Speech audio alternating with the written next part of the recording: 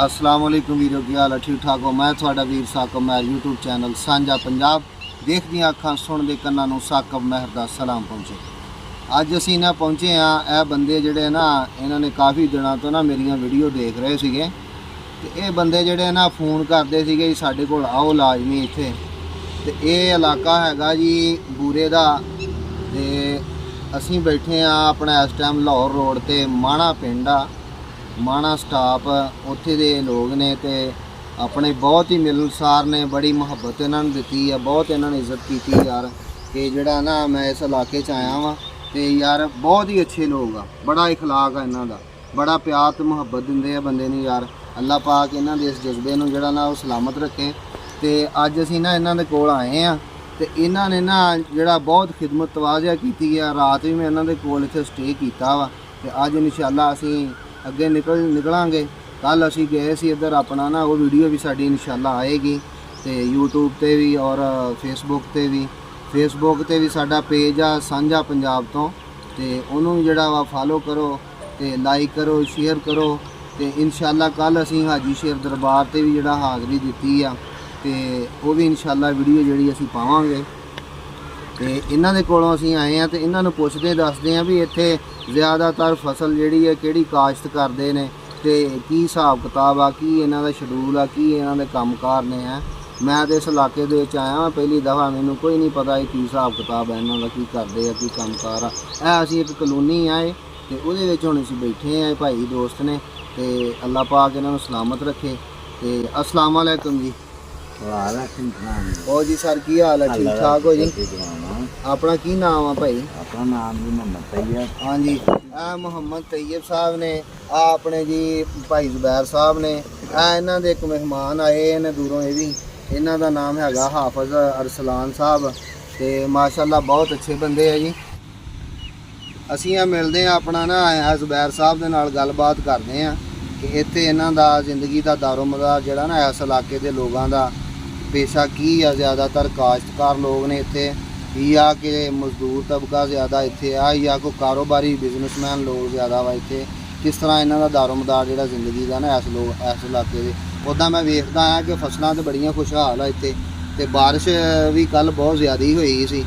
मैनूं तो लगदा कि ज़्यादातर ना इत्थे झोना काश हुंदा। बाकी इन्हां नूं पुछदे हैं की कहिंदे ने। अस्सलाम वालेकुम। और जुबैर साहब की हाल ठीक ठाक हो? जुबैर साहब का जी मियाँ फैमिली के नाल तल्लक है ते माशाअल्लाह बहुत अच्छे इंसान ने बड़ा इखलाक आ प्यार आ मुहब्बत आ। ते जुबैर साहब अपना ये की इत्थे दारोमदार जिंदगी का की काश्त ज़्यादातर हुंदा?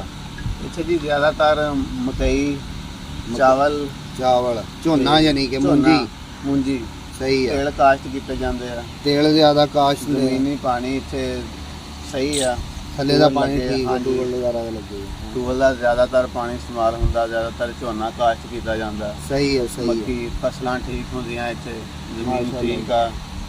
हाँ जी ते कारोबारी लोग भी रहिंदे इत्थे ज़्यादा मजदूर तबका भी आ जिमीदार भी बहुत यानी कि रलिया मिलिया सिलसिला वा निज़ाम चल रहा ठीक है। ते अपना ज़्यादातर झोना यानी कि मूंजी लोग एक मैं रस्ते च मूंजी वेखदा आया वा कि वो मूंजी जिहड़ी है ना अपना वो पक गई निसर गई आ। हाँ जी ते एक मूंजी जिहड़ी आ हजे लोग लाउण डए आ इहदी की वजह आ यार? फुलियां वाला झोना जिहनूं कहंदे जी वो लगा पहलों ਜਿਹੜੀਆਂ यानी कि बच्चे फुलियां दुकानों तो लैके खाते हैं वो झोना फुलियां वाला जो निसर गया वा यानी कि वो पकड़ ते आ गया। यानी कि जो ला लो कि जुलाई का महीना आ गया ना हुण जुलाई दे निसर गया तो पक गया वो लोगों ने अपना वढ़ लेना वा ते जेड़ा दूसरा वा जेड़ा खाण वाला वा मसलन ला लो कि बीज रहे हुण लोग बीजा होया वा ये केड़ा केड़े इहदे विच बीज बीजदे कायनात हो गई कायनात 1509 आ 1509 हाँ जी ज़्यादातर यही बीजदे ते सुपर नहीं बीज सुपर भी बीजदे सुपर ठीक सुपर कायनात 1509 ये जेडे लोग इधर ज़्यादातर बीजदे इत्थे काश्त ये खाण वास्ते इस्तेमाल होंदा है जी खाण वास्ते बिल्कुल ठीक है जी ठीक हो गया ते ए जेड़ा रोड आ इधर जा रहा है ये अपना हैगा वा ये लाहौर रोड है ठीक हो गया माशाअल्लाह बूरे तो इत्थों तकरीबन लाहौर कितना किलोमीटर है तुहाडे तो? है जी तकरीबन कोई 265-70 किलोमीटर 265 यानी कि काफ़ी है। हाँ जी सही हो गया जी।